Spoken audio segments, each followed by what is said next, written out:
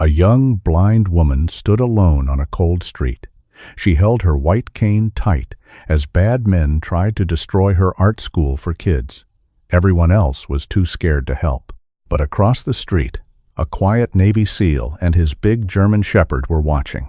When the bad men finally made their move, what happened next uncovered a secret so dark it would change her life forever. Before we dive in, let us know in the comments which country you are watching from, and if you love stories that melt your heart, please subscribe to support our channel. The wind off Lake Michigan carried the scent of exhaust and cold asphalt through the narrow, broken streets of Chicago. In a South Side neighborhood where police sirens usually served as the evening lullaby, a small brick building stood out with its freshly painted yellow door. This was the Haven Art Center. Kate adjusted her grip on her white cane. She was 24 years old, with dark hair tied back in a loose braid, and eyes that saw the world only in blurred shapes and muted colors. A degenerative condition had stolen most of her sight during her teenage years, but it had never touched her resolve.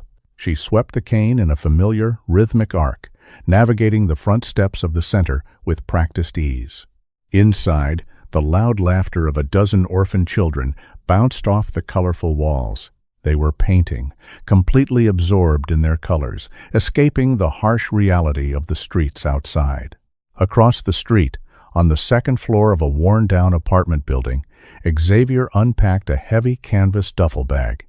He was an active-duty Navy SEAL, currently forced into a mandatory 30-day leave after a grueling deployment.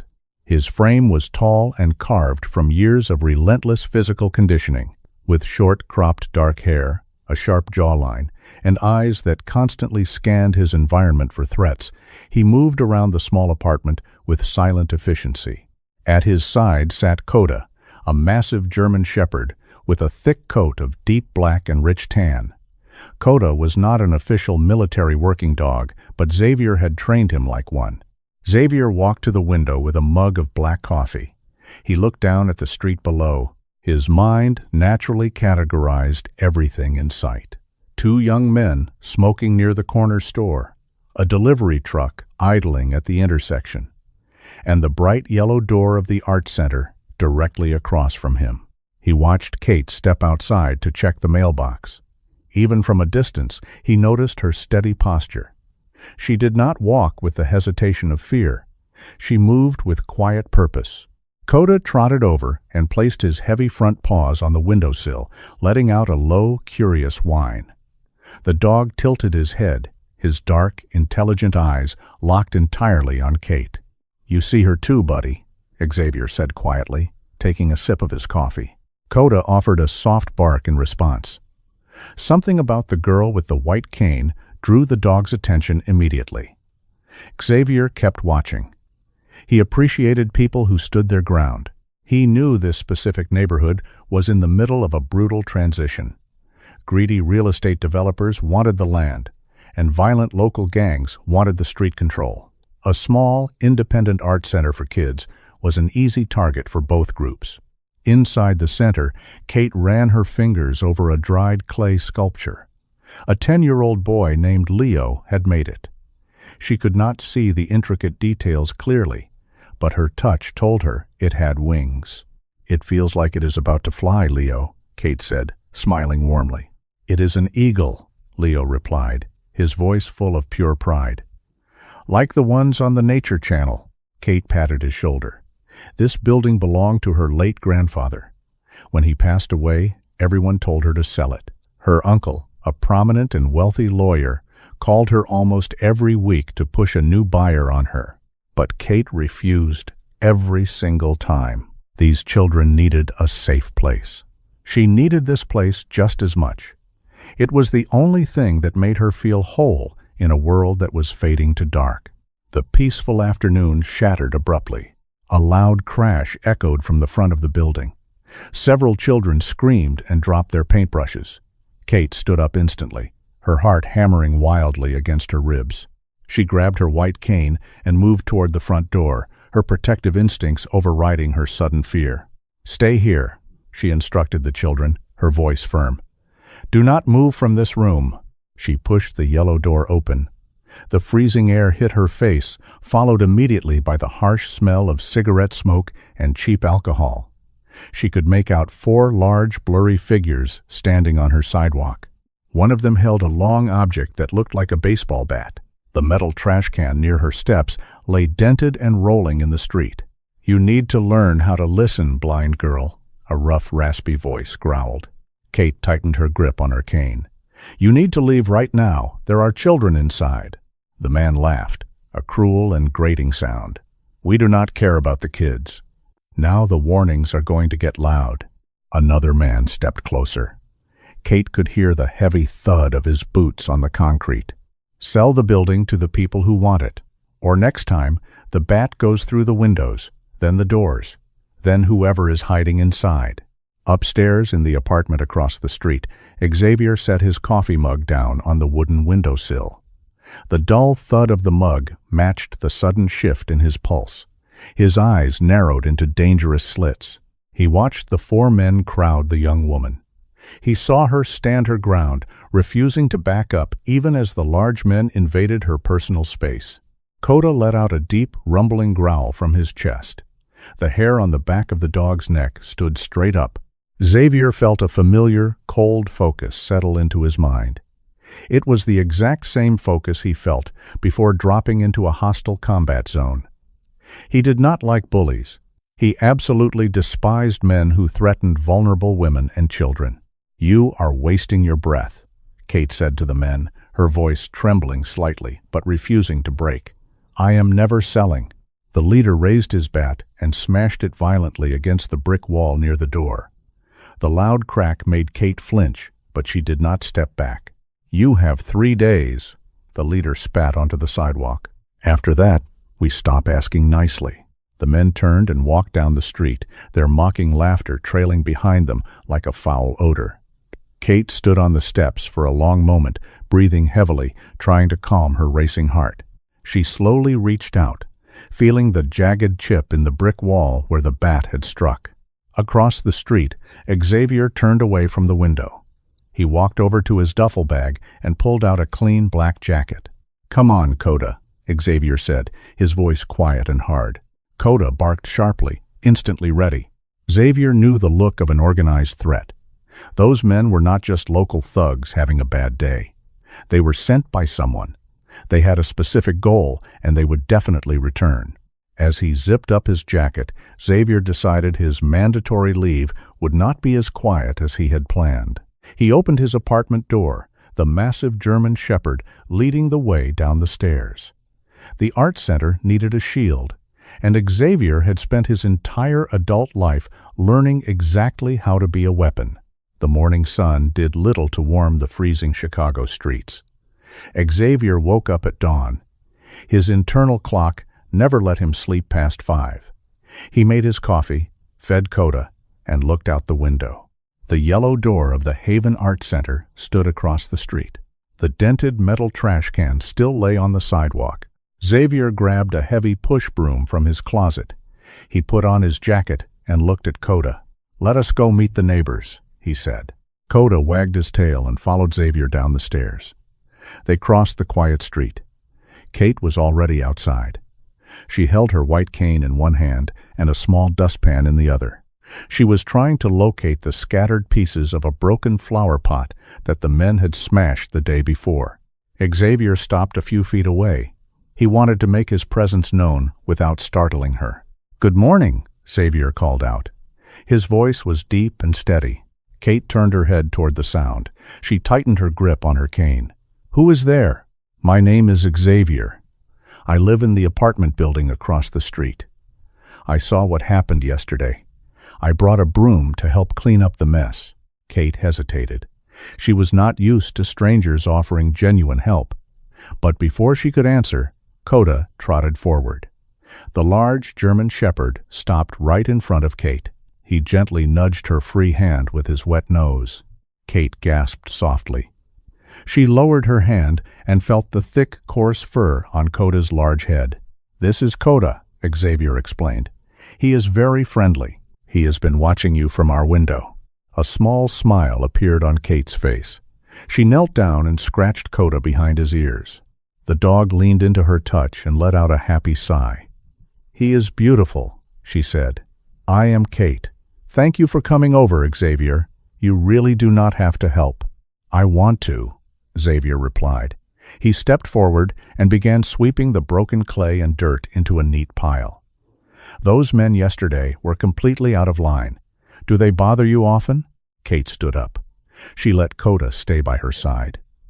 "They started coming around a few weeks ago. The neighborhood is changing. A lot of developers want to buy this block and tear everything down. They send thugs to scare people into selling." Xavier paused his sweeping. He looked at the brick wall.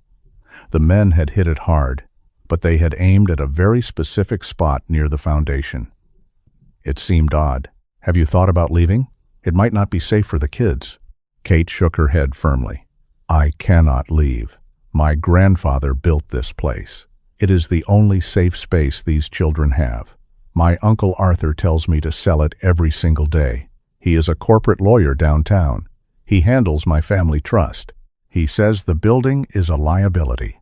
"Maybe your uncle is just worried about your safety," Xavier suggested. He watched her face closely. "Maybe," Kate said, though her tone sounded doubtful. "But he only ever talks about the property value. He never asks about the art classes or the kids. He just wants the land sold." The front door opened. Little Leo peeked out. His eyes widened when he saw Coda. "Is that a wolf?" Leo asked, his voice filled with awe. Xavier chuckled. "He is a German shepherd. You can pet him if you ask Kate." Kate nodded. Leo ran over and wrapped his small arms around Coda's neck. The massive dog simply wagged his tail and licked the boy's cheek. For a moment the sidewalk felt like a normal, happy place. The tension of the previous day melted away under the bright morning sun. Xavier finished cleaning the debris and threw it into the trash can. Then, the sound of heavy tires ruined the peace. A black SUV turned the corner and sped down the street. It stopped abruptly right in front of the art center. The tires screeched against the asphalt. Xavier immediately stepped between the vehicle and Kate. His posture shifted from a relaxed neighbor to a fully alert soldier. 4 men stepped out of the SUV. Xavier recognized the leader from yesterday. He was a large man with a thick neck and a dark leather jacket. Today, he looked even more aggressive.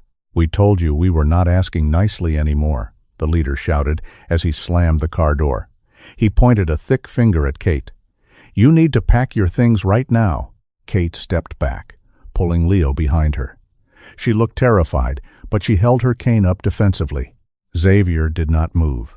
He stood perfectly still on the sidewalk. He locked his eyes on the leader. "You need to get back in your car and drive away." The leader stopped and sneered. "Who are you? Her new boyfriend? Move aside before you get hurt." The thugs took a step forward. Xavier did not retreat a single inch. He analyzed them in a split second. They wore heavy work boots. They kept their hands near their pockets. They moved in a coordinated formation. These were not random street thugs. They were paid enforcers. Coda sensed the danger. The dog stepped up right beside Xavier. Coda bared his teeth. A deep, guttural growl vibrated from the dog's chest. It was a terrifying sound. It promised violence. Xavier spoke again. His voice dropped to a cold, quiet register. It was the tone of a man who was completely comfortable with violence. "I will not ask you again. Get in the car." The leader hesitated. He looked at the massive dog, then looked back at Xavier's cold, dead eyes. The thug realized this was not a normal civilian. Xavier was standing in a balanced fighting stance, completely unfazed by the numbers' disadvantage. The leader knew a hard target when he saw one. "This is not over," the leader muttered. He spat on the ground. "She has to sell. We will be back when you are not around to play hero." The men climbed back into the SUV. The engine roared and the vehicle sped away down the street. Xavier watched them until they turned the corner. He relaxed his shoulders and patted Coda's head to calm him down. The dog stopped growling but kept his eyes on the road. Kate let out a long, shaky breath. "Thank you," she whispered. "I do not know what they would have done if you were not here." Xavier turned to face her. His expression was serious. "They are not just trying to scare you, Kate. They are acting on direct orders. They are organized, and they are going to come back." "What do I do?" Kate asked. Her voice finally broke slightly. She pulled Leo closer to her side. "You keep the doors locked today," Xavier instructed. He looked at the old brick building. "And tonight, Coda and I are going to stand watch. They are not taking this building." Kate nodded slowly. She could not see his face clearly, but she could hear the absolute certainty in his voice. For the first time in weeks, she felt a tiny spark of genuine safety. The unspoken alliance was formed. The soldier, the dog, and the blind artist were now a team. The sun dipped below the Chicago skyline. The streetlights flickered on, casting long shadows across the pavement. Inside the Haven Art Center, the atmosphere remained warm. 7 children stayed for the evening session. They sat around a large wooden table, gluing pieces of colorful paper onto cardboard canvases. Kate walked around the table. She guided their hands when they asked for help. Her white cane rested against the wall nearby. She relied on her memory and her remaining blurred vision to navigate the familiar room. Across the street, Xavier sat in the dark in his apartment. He did not turn on his lights. He sat by the window in a simple wooden chair. Coda lay at his feet. Xavier watched the art center. He waited. He knew men like the ones from the morning did not simply give up. They regrouped. They planned. At exactly 7 o'clock, the streetlights outside the center blinked.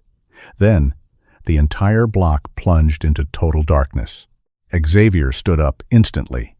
The power grid had not failed. The buildings at the end of the street still had lights. Someone had cut the main breaker to Kate's building. "Let us go," Xavier commanded. Coda jumped up, ready to move. Xavier grabbed a heavy military-grade flashlight from his table. He tucked a heavy steel folding knife into his pocket just in case. They moved fast. They rushed down the stairs and crossed the dark street in seconds. Inside the center, chaos erupted. The children started crying immediately. The sudden darkness terrified them. "Everyone stay in your seats," Kate called out. Her voice remained calm, but her hands trembled slightly. Total darkness did not change much for her eyes, but she felt the sudden drop in temperature. The heaters had stopped working. "Hold hands with the person next to you. We are okay." A loud knock hit the front door. The children screamed. "Kate, it is Xavier," a deep voice called from outside. "Open the door." Kate let out a breath of relief. She felt her way to the door and unlocked it. Xavier stepped inside. He clicked on his flashlight. The bright beam cut through the pitch-black room. He pointed the light at the ceiling so it illuminated the entire space without blinding anyone. Coda trotted right past Kate and walked straight to the table. The large dog let out a soft whine and nudged Leo's leg.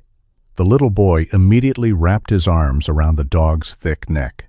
The other children gathered around Coda. The dog's calm presence acted like a warm blanket. The crying stopped almost instantly. "Are you all right?" Xavier asked softly, stepping close to Kate.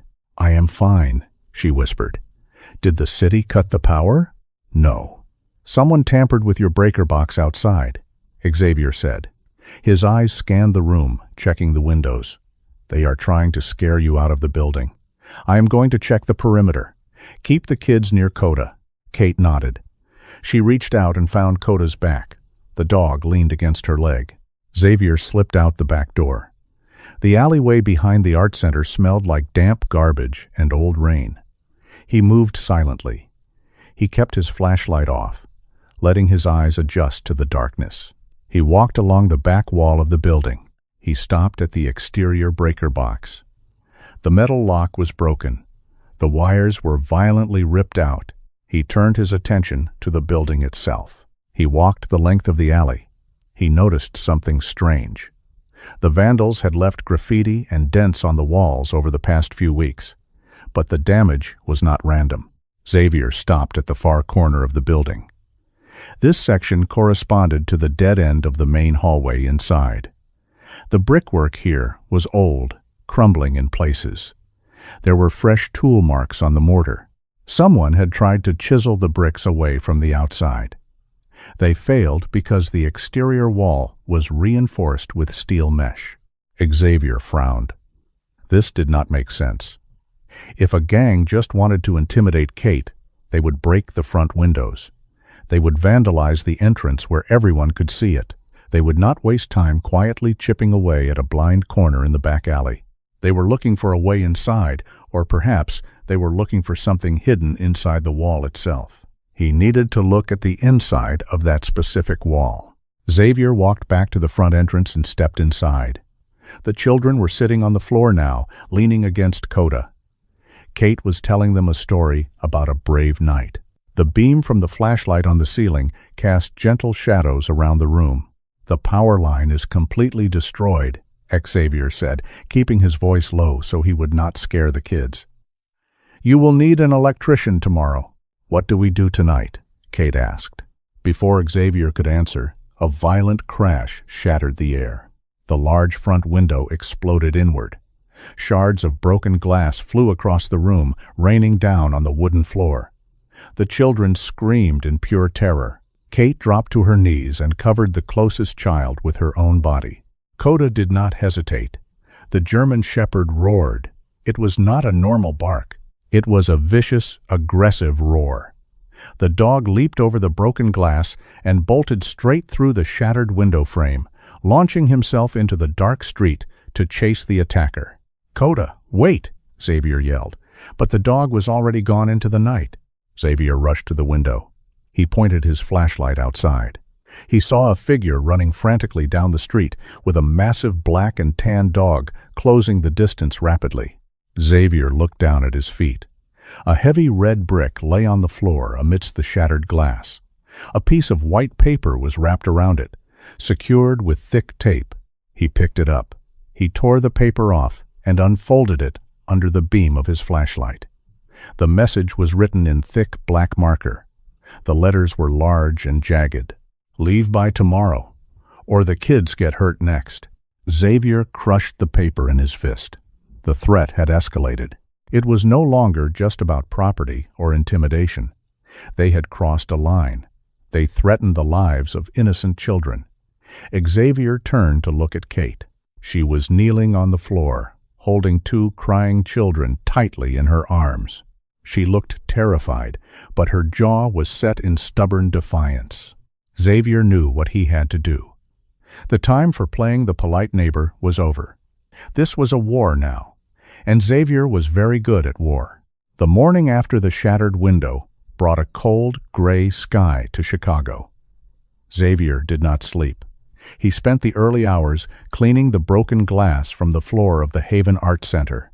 He taped heavy wooden boards over the empty window frame to block the wind and unwanted eyes. When the hardware store opened at dawn, he was its first customer. He returned with heavy deadbolts, 3-inch steel screws, portable motion sensors, and a few rolls of dark wire. Xavier worked methodically. He replaced the short screws in the door hinges with the long steel ones, anchoring the doors deep into the structural wood. He installed the new deadbolts on the front and back entrances. He placed small, battery-operated motion sensors high up in the corners of the alleyway and above the front steps. They were completely invisible to the casual observer. The receiver sat in his pocket, set to a silent vibration alert. Kate arrived shortly after he finished the back door. She ran her hand over the newly installed locks. She felt the heavy brass and the reinforced frame. "You are turning my art center into a fortress," Kate said softly.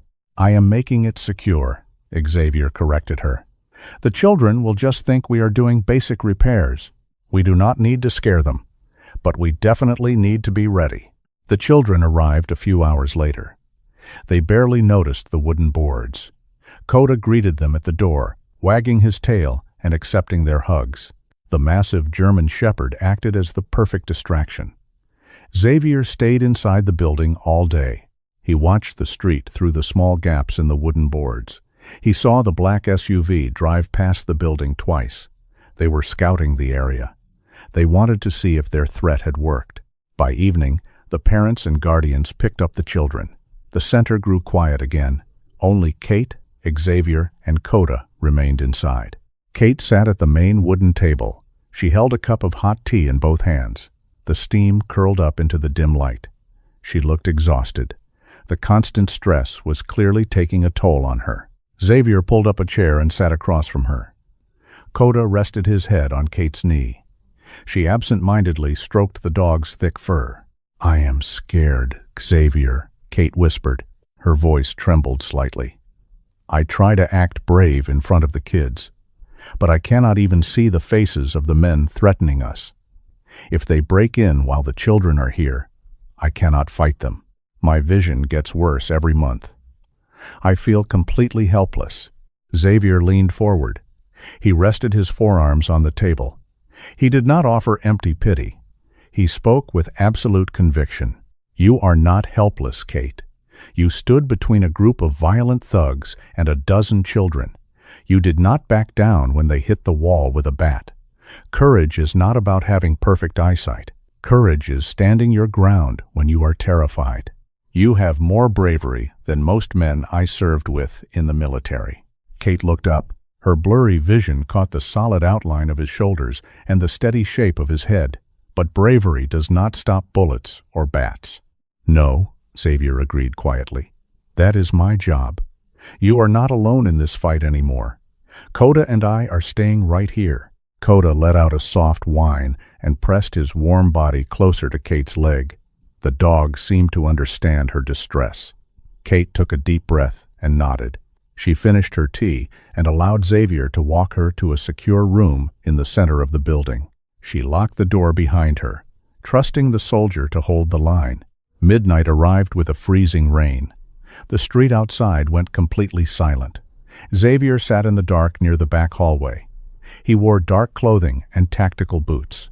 He breathed slowly, keeping his heart rate completely steady. Coda lay flat on the floor beside him, absolutely silent. The dog knew the difference between playtime and a hunt.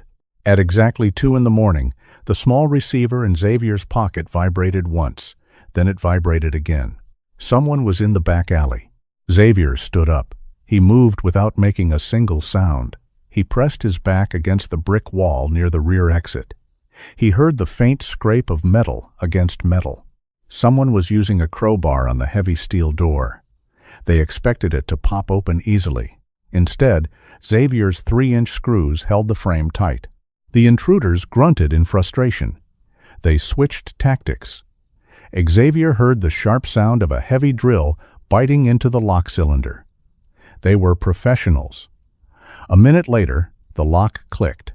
The heavy door swung open inward, letting in the cold rain and the faint orange glow of the alley light. 4 men stepped into the dark hallway. They wore black masks and carried heavy flashlights. The leader held a suppressed handgun. They stepped right into Xavier's trap. Xavier did not yell. He did not issue a warning. He simply attacked from the shadows. He grabbed the leader's gun hand, twisting the wrist violently until the bone snapped with a loud crack. The man dropped the weapon and fell to his knees in agony. Xavier delivered a swift, brutal strike to the back of the man's neck, knocking him unconscious instantly. The second man swung his flashlight blindly. Xavier ducked under the heavy metal tube. He drove his elbow into the man's ribs, breaking 2 of them. He followed up with a palm strike to the chin, sending the thug crashing into the wall. "Get the dog!" The third man panicked, reaching into his jacket for a weapon. Coda launched himself through the air like a guided missile. The massive German shepherd slammed his full weight into the third man's chest. The man flew backward out the open door and landed hard on the wet concrete of the alley. Coda stood over him, pinning his throat to the ground with bared teeth. A low, terrifying growl promised immediate death if the man moved a single muscle. The fourth man froze. He looked at his 3 defeated companions.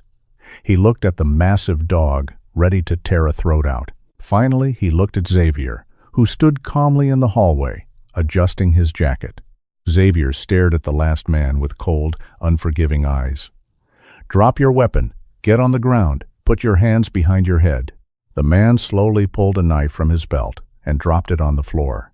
He fell to his knees and laced his fingers behind his head. He was shaking violently.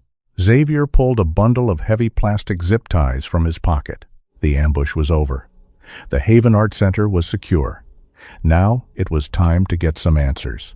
Xavier dragged the leader by his heavy leather jacket collar into the center.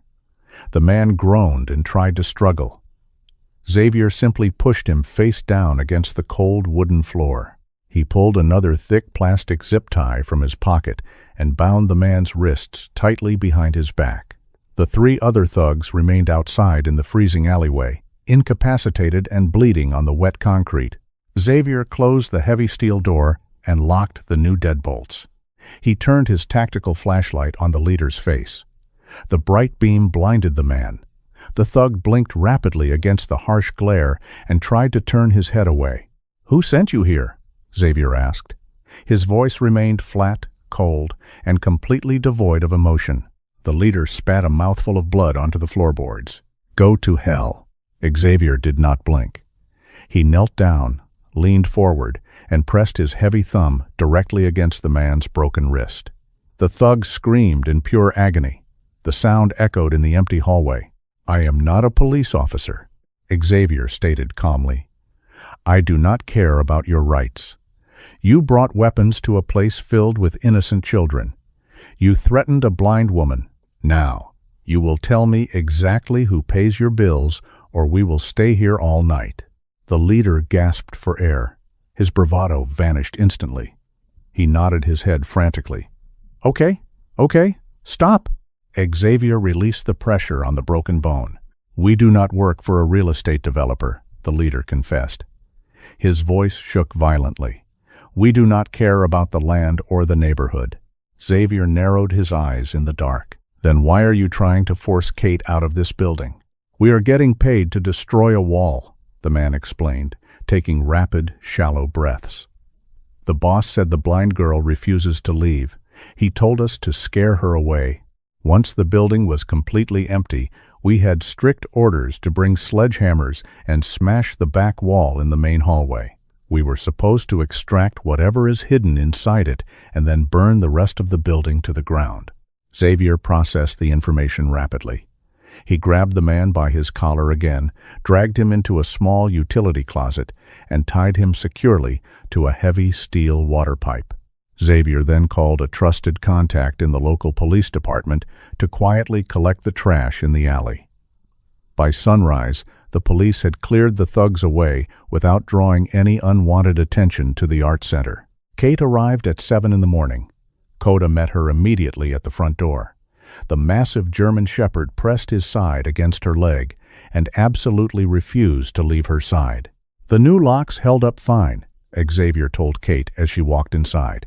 He intentionally did not tell her about the violent ambush. He did not want to add to her heavy burden of fear.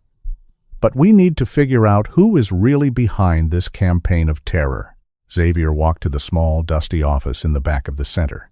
He closed the door, ensuring Kate could not hear him, and pulled out his secure mobile phone. He dialed a highly classified number he had not used in over a year. The phone rang twice before a deep, gravelly voice answered. "I hope you are calling to buy me a drink, Xavier," the voice boomed through the speaker. "I need a massive favor, Marcus," Xavier said. Marcus was a former military intelligence officer. He was a broad, muscular man with a shaved head, a deep scar cutting through his left eyebrow, and a brilliant, analytical mind for tracking digital money. Marcus currently worked as a high-level private security consultant in downtown Chicago. He owed Xavier his life from a covert mission gone horribly wrong in the mountains years ago. "Send me the details," Marcus replied instantly. His tone shifted from friendly to pure business. Xavier explained the situation quickly. He provided the name of the thug leader he had interrogated and the specific bank routing numbers he found in the leader's phone messages. "Follow the money, Marcus. Dig deep. Find out who is paying these violent criminals to terrorize a blind girl." "Give me a few hours," Marcus said, and hung up the phone. The morning passed slowly. The children arrived and began painting in the main room. Kate moved gracefully among them, her face pale, but filled with determination. Coda shadowed her every single step. If Kate stopped to help a child, Coda sat firmly by her feet. If Kate walked across the room, Coda matched her pace perfectly. The loyal dog acted as a living, breathing shield. While Kate taught the children, Xavier spent the hours inspecting the back wall. It was an old, crumbling brick partition. It looked completely normal to the naked eye, but the thugs had specifically targeted it. Xavier tapped the brick systematically with the heavy handle of a screwdriver. Most of the wall sounded solid and dull. However, when he reached a small section near the floorboards, the tapping produced a faint, hollow echo. Someone had intentionally built a secret cavity deep into the foundation. At noon, Xavier's secure phone vibrated in his pocket. He stepped out the back door into the cold alley to take the call. "What did you find?" Xavier asked. "You are not going to like this," Marcus said. His voice sounded incredibly grim. "These thugs are very expensive. They get paid through a complex series of anonymous offshore shell companies. It took me a long time to crack the digital paper trail." "Give me a name, Marcus." "The Final Holding Company belongs to a corporate law firm right here in Chicago," Marcus explained. "The firm is called Mitchell & Associates. The primary managing partner is Arthur Mitchell." Xavier clenched his jaw. His knuckles turned stark white as he gripped the phone tightly. "Arthur Mitchell." "Yes," Marcus confirmed. "He is funding the entire operation. He is paying these criminals to clear out that building by any violent means necessary." Xavier ended the call. The bitter Chicago wind blew hard through the alley, but Xavier felt a completely different kind of chill. Kate's own uncle was the architect of her nightmare. Arthur Mitchell did not care about property values or legal liabilities. He knew something incredibly valuable was hidden inside that old brick wall. He was entirely willing to put his own niece in lethal danger just to get his greedy hands on it. Xavier put the phone back in his pocket. He looked back at the heavy steel door of the art center. Kate trusted her uncle. She believed he was her only remaining family. The brutal betrayal was going to break her heart. But she absolutely needed to know the truth before Arthur escalated his attacks again. Xavier took a deep breath, opened the heavy door, and walked back inside to prepare for the hardest conversation he would ever have with her. Xavier stepped back into the main room of the art center.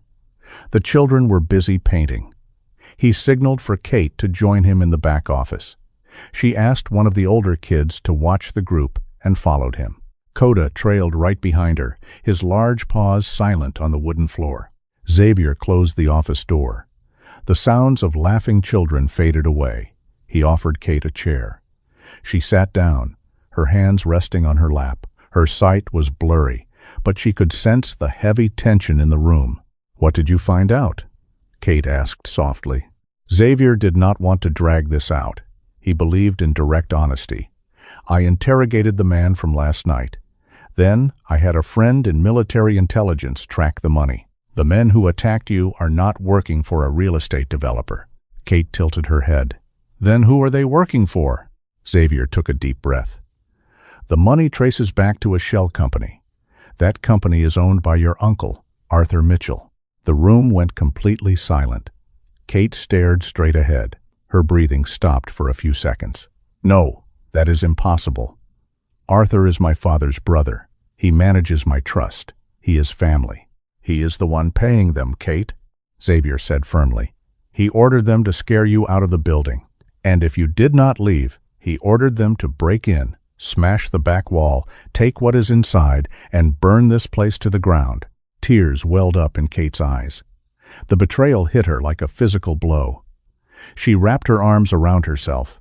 Coda stepped forward and rested his heavy chin on her knees. The dog let out a comforting whine. Kate buried her face in Coda's thick fur and cried silently. Xavier stood near the door. He gave her time. He knew the pain of betrayal from people you trusted. After a few minutes, Kate lifted her head. She wiped her eyes. Her sadness rapidly turned into quiet anger. Why?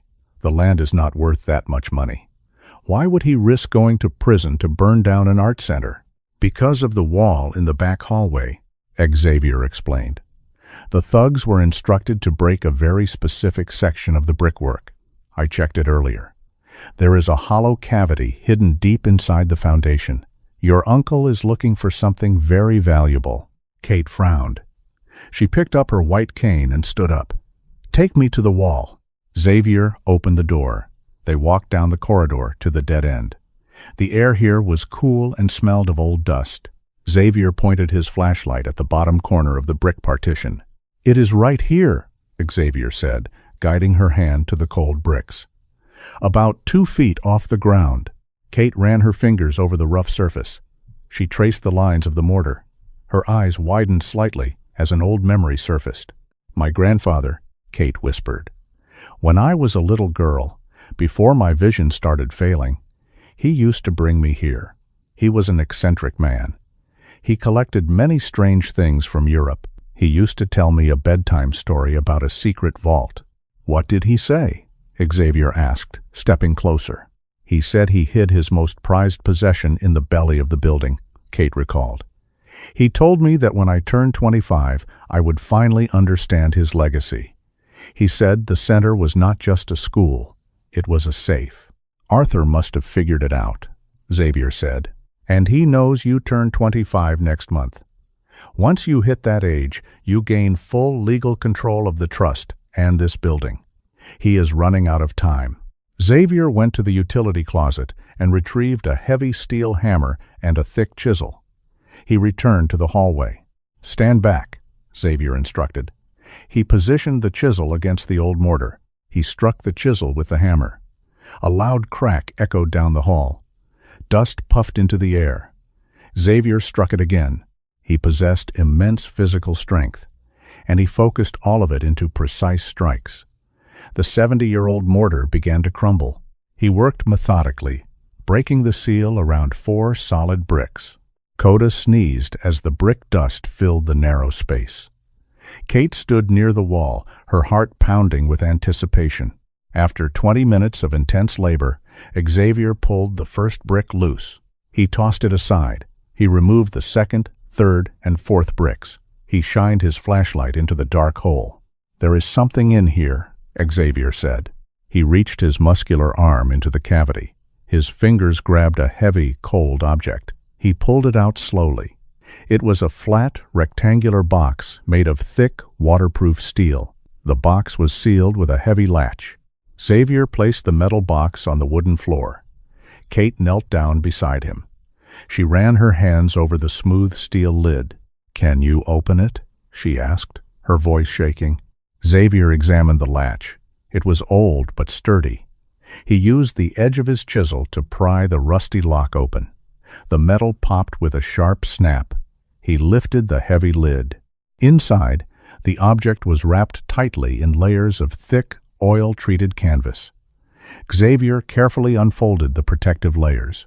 The smell of old oil paint and aged canvas filled the air. He pulled the object out and held it under the beam of his flashlight. It was a painting. Kate leaned in close.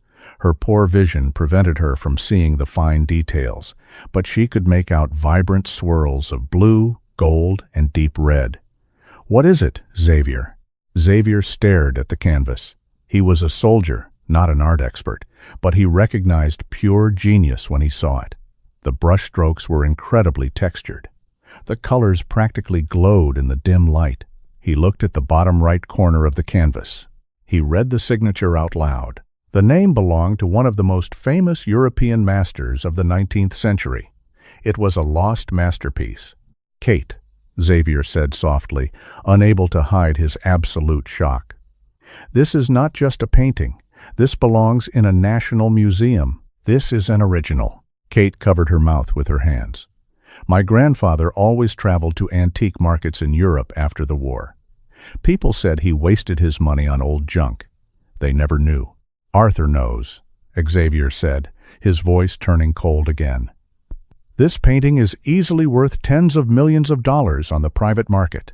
Arthur wanted to steal it, burn the building to destroy the evidence, and collect the insurance money. The puzzle was completely solved. The violent attacks, the urgency, the specific targeting of the back wall. Arthur Mitchell was willing to kill his own niece for a piece of canvas. Xavier carefully wrapped the painting back in the oil canvas and placed it inside the steel box. He locked the latch tightly. "We need to get this to a secure location," Xavier said, standing up. "And we need to prepare. Arthur is going to realize his thugs failed. He is running out of time, and desperate men make direct moves." Kate stood up tall. She gripped her white cane. The fear that had paralyzed her for weeks was completely gone. It was replaced by a fierce, burning determination. Her grandfather had left this legacy for her to protect the children, and her uncle wanted to destroy it for pure greed. "We do not run," Kate said firmly. "This is my home. If Arthur wants this painting, he will have to come look me in the eye to take it." Xavier smiled slightly. He admired her immense courage. Coda let out a low, agreeable bark. "All right," Xavier said, his eyes scanning the hallway. "Then we prepare for a fight, the Navy SEAL way." The afternoon sky over Chicago turned the color of bruised iron. A cold wind rattled the wooden boards covering the broken front window of the Haven Art Center. Xavier had insisted on sending the children home early. He knew a storm was coming, and it had nothing to do with the weather. Kate stood in the center of the main room. She gripped her white cane tightly. Coda sat right beside her right leg. The large German shepherd remained perfectly still, but his ears twitched at every sound from the street. Xavier stood in the shadows of the back office. The door was slightly open, giving him a clear view of the entrance. At exactly 3 o'clock, a heavy engine rumbled outside. A sleek black town car parked directly in front of the building. Car doors opened and closed with solid thuds. Heavy footsteps approached the front steps. Someone knocked twice. Before Kate could answer, a key turned in the lock. The door swung open. Arthur Mitchell walked into the room. He was a man in his late 50s. He wore a tailored charcoal gray suit that looked incredibly expensive. His silver hair was combed back flawlessly. He possessed sharp facial features and eyes that constantly calculated the value of everything in the room. He carried an air of absolute arrogance. 3 men followed closely behind him. They were private security contractors. They wore matching black suits and earpieces. They moved with strict military precision. They kept their hands free, and their eyes scanning the corners of the room. These men were highly trained professionals. They were completely different from the sloppy street thugs Xavier had tied up the night before. "Kate, my dear," Arthur said. His voice sounded smooth, but it lacked any genuine warmth.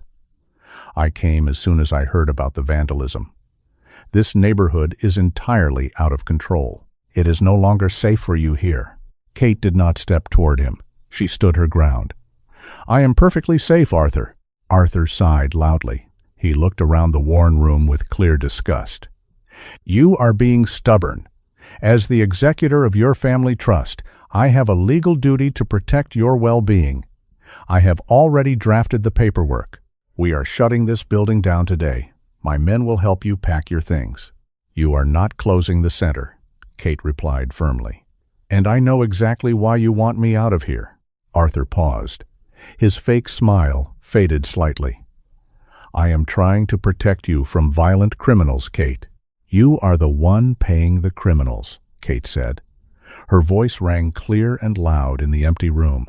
"You hired those thugs through a shell company to terrorize me. You wanted them to break the back wall and steal what my grandfather left behind." Complete silence filled the room. Arthur stared at his niece. He realized his secret was completely exposed. He stopped pretending to be a caring uncle. His face twisted into a cold, hard mask. "Your grandfather was a sentimental fool," Arthur spat angrily. "He hid a masterpiece inside a rotting brick wall. He wanted to give it to a blind girl who cannot even see the colors on the canvas. That painting belongs in an auction house. It belongs to me. It is my compensation for managing this worthless family estate for a decade." "It belongs to the children," Kate countered fiercely. "It belongs to the future of this center." Arthur shook his head. He gestured to the 3 large security contractors behind him. "I am done negotiating with a child. Secure her. Put her in the car. Then go to the back hallway and tear that brick wall down. Do not stop until you find the steel box." The three bodyguards stepped forward. Coda bared his teeth. A deep, rumbling growl vibrated through the room. Before the guards could take another step, Xavier walked out of the dark office. He moved with quiet, deadly grace. He stopped between Kate and the advancing men. Arthur looked at Xavier and scoffed. "Who are you supposed to be? The local handyman? Step aside before my men put you in the hospital." Xavier did not look at Arthur. He kept his eyes locked on the three bodyguards. He analyzed their stances, their weight distribution, and their weapon placements. "I am giving you one chance to walk out that door," Xavier said softly. The security contractors did not listen. The man on the left lunged forward, reaching out to grab Xavier's collar. Xavier reacted with blinding speed. He deflected the reaching arm, stepped into the man's guard, and delivered a devastating palm strike to the guard's chin. The man's head snapped back. Xavier followed immediately with a hard knee strike to the stomach. The first guard collapsed to the wooden floor, completely unconscious.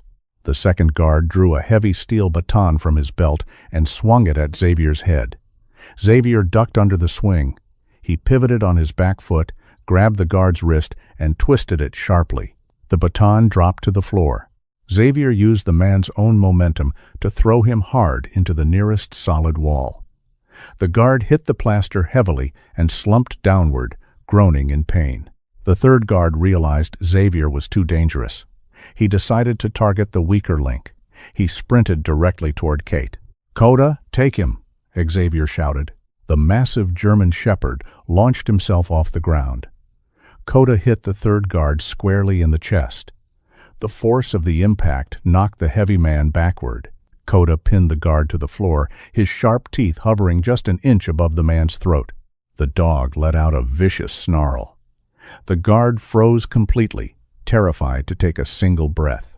Arthur Mitchell watched his highly paid security team fall apart in less than 30 seconds. Panic gripped him. He stepped back toward the front door. His hands shook wildly. He reached inside his tailored suit jacket and pulled out a small, silver pistol. "Back away," Arthur yelled, pointing the shaking gun toward Xavier. "Both of you back away right now." Kate gasped when she heard the mechanical click of the gun's safety turning off. Xavier did not panic. He maintained intense eye contact with Arthur. He knew Arthur was not a killer. Arthur was just a greedy coward holding a weapon he did not understand. "Drop the gun, Arthur," Xavier commanded. His voice carried the absolute authority of a military commander. "You pull that trigger, and I promise you will not walk out of this room." Arthur's hands trembled violently. He looked at Xavier, then looked at the massive dog pinning his guard to the floor. He realized he had lost completely. His grand plan had crumbled into dust. Before Arthur could make a decision, Coda abandoned the guard on the floor and lunged at Arthur. The dog clamped his powerful jaws firmly around Arthur's wrist. Coda did not bite through the bone, but he applied enough crushing pressure to force Arthur's hand open.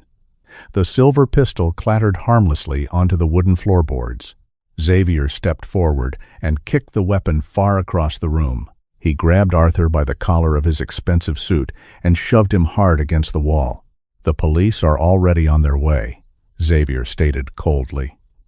"My friend in military intelligence sent them your financial records an hour ago. Your career is over. Your freedom is gone." Sirens began to wail in the distance, growing louder as they approached the art center. Kate stood tall beside Coda, listening to the sound of justice arriving. She had faced her worst nightmare, and she had won. The Haven Art Center was finally safe. Red and blue lights pierced through the cracks in the wooden boards covering the front window. The wail of police sirens died down as multiple cruisers blocked the street outside the Haven Art Center. Heavy boots pounded up the front steps.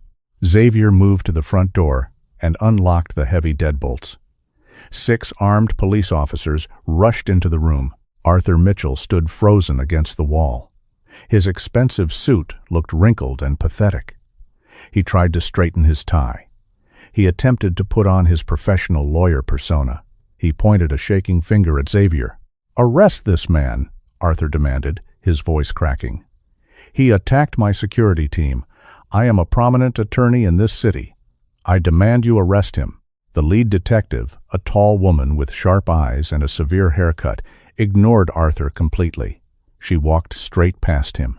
She looked at the 3 unconscious bodyguards on the floor, then looked at the massive German shepherd standing protectively next to Kate. Finally, the detective turned her attention to Xavier. "Are you Xavier?" the detective asked. Xavier nodded. "Marcus sent you the files." "He did," the detective confirmed.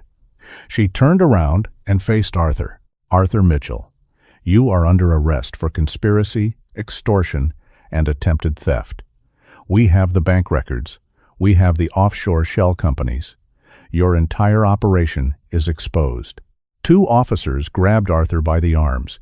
They forced his hands behind his back. The sharp click of metal handcuffs echoed in the quiet room. Arthur did not say another word. His arrogance evaporated. He looked down at the wooden floor as the officers marched him out the front door and pushed him into the back of a police cruiser. Other officers secured the 3 bodyguards and escorted them outside.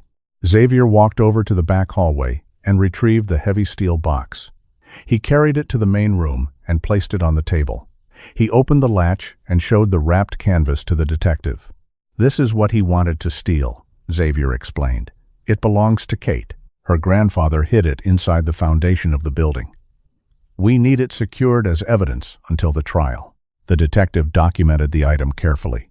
She assured Kate that the painting would remain in a secure police vault and would return to her legally once the court processed the paperwork. Kate nodded. She placed her hand on Coda's head. The massive dog leaned into her leg, providing a steady anchor in the middle of the chaos. The storm was finally over. The darkness had broken. The next few months moved at a rapid pace. The legal battle ended quickly. Arthur's financial records provided undeniable proof of his crimes. He pleaded guilty to avoid a longer trial and received a severe prison sentence. A judge officially removed him from the family trust and granted Kate full, immediate control of her grandfather's estate. The police returned the painting to Kate. An independent art appraiser confirmed Xavier's suspicion. The artwork was a genuine, lost masterpiece. Kate held a quiet meeting with the director of the National Art Museum. She did not want to hide the painting in a dark vault or behind a brick wall. Her grandfather loved art because it brought light into the world. She sold the masterpiece to the museum. Millions of dollars transferred into the Haven Art Center Trust Fund. Kate did not waste a single second. She used the new wealth to buy the 2 abandoned buildings next to the center. She hired a massive construction crew. The sound of hammers and saws replaced the eerie silence of the neighborhood. The workers tore down the old rotting walls. They expanded the classrooms, installed massive skylights to let the natural sun in, and built a state-of-the-art playground in the back. Xavier took complete charge of the security. He resigned from his active duty status in the military. He decided he had fought enough wars overseas. He wanted to build something permanent in Chicago. He founded a private security consulting firm and made the Haven Art Center his absolute top priority. He installed reinforced glass windows, a modern camera system, and secure entry doors. The center became a genuine fortress, but it looked like a beautiful, welcoming home. Coda supervised the construction workers every day.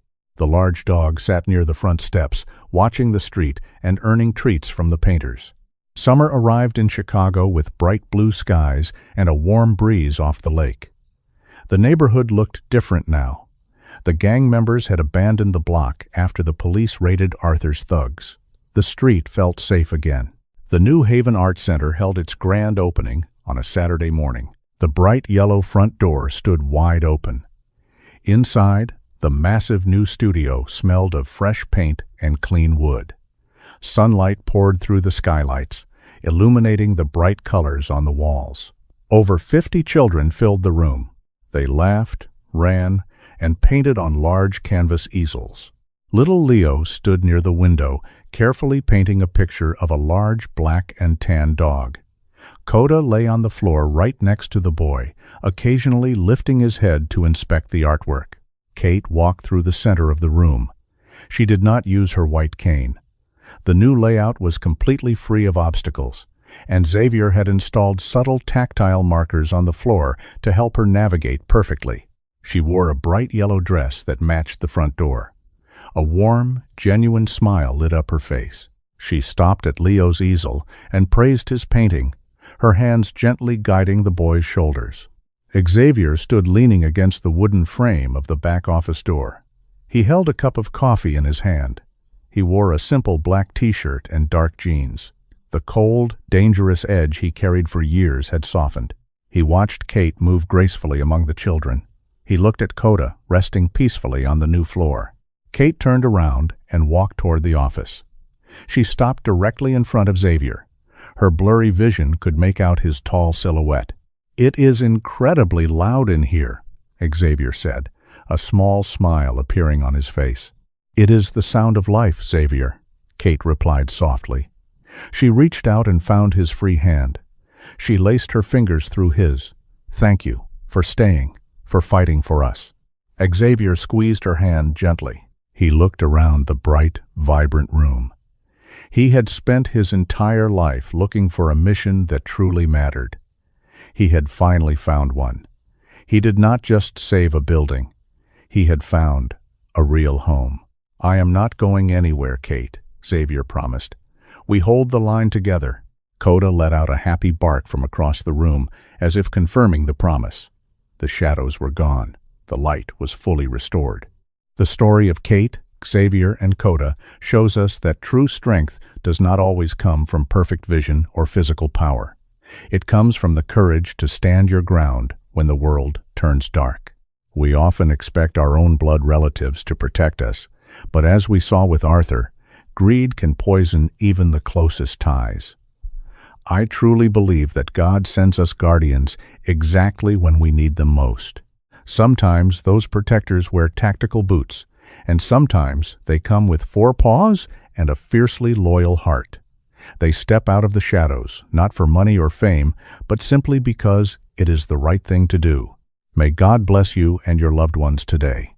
May He surround your life with fiercely loyal friends, protect your home from every storm, and give you the strength to stand tall against any injustice. If you believe that light will always conquer darkness, please type Amen in the comments below. If this story touched your heart, please share it with someone who might need a reminder that they are never truly alone.